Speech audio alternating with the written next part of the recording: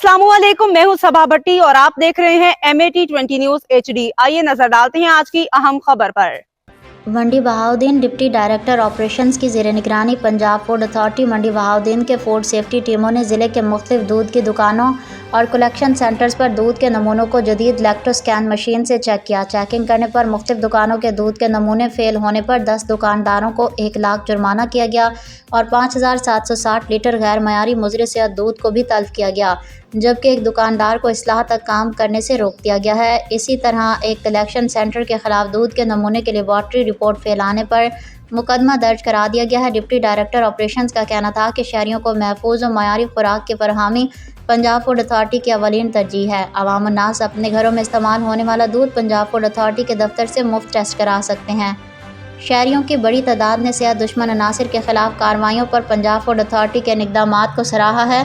Mohammad Rashid Bhatti, bureau chief, MAT29 news, Mandi Bahauddin.